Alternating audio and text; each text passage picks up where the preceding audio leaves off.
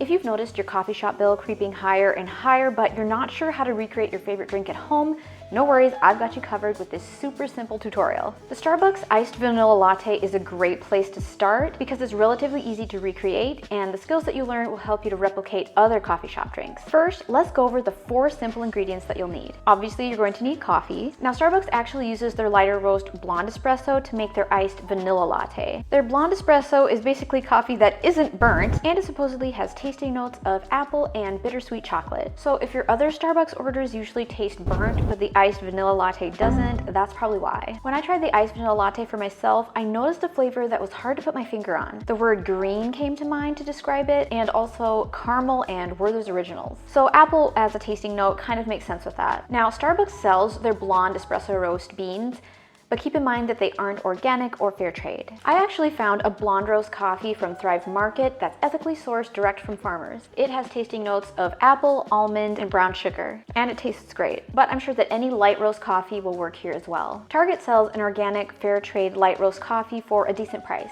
Okay, back to the other ingredients. You'll also need 3/4 cup of milk. Now, Starbucks uses 2% milk, so for the most accurate recreation, you can use that. But when I tried the Starbucks version, it tasted a little watery to me, so I used whole milk here instead. Now, obviously, Starbucks uses their vanilla syrup to sweeten this drink. You can either purchase vanilla syrup at the grocery store or make your own. I have a video tutorial going over 3 different ways that you can make vanilla syrup at home, and I'll have it linked in the description. For a tall iced vanilla latte, Starbucks uses 3 pumps of vanilla syrup. Keep in mind that a pump is half a tablespoon, so use 1.5 tablespoons of syrup to recreate the Starbucks level of sweetness. Finally, you'll need 3/4 cup of ice. I like to make my ice using these mini ice cube trays. They're made in the USA and available on Amazon. Okay, now it's time to make the coffee. A tall Starbucks iced latte is made with 1 shot of espresso. So if you own an espresso machine, you can simply pull a shot using the blonde roast coffee.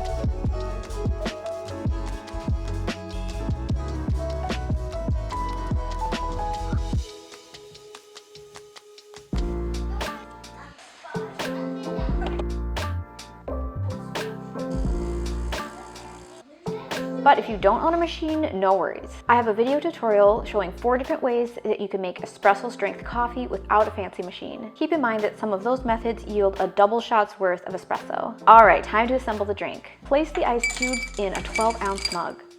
Pour the milk and then the vanilla syrup over the ice, and top it all off with the espresso.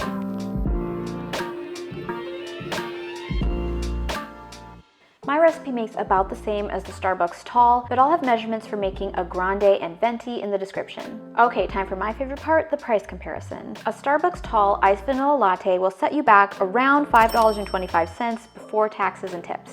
If you use the same quality of ingredients as Starbucks, my homemade version will only set you back around 58 cents. That's an incredible savings. And even if you use all organic ingredients, it will only cost about 80 cents to $1. Now that you've mastered the iced vanilla latte, make sure to check out my other Starbucks copycat recipes here.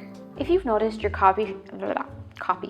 their blonde espresso is basically my other Starbucks.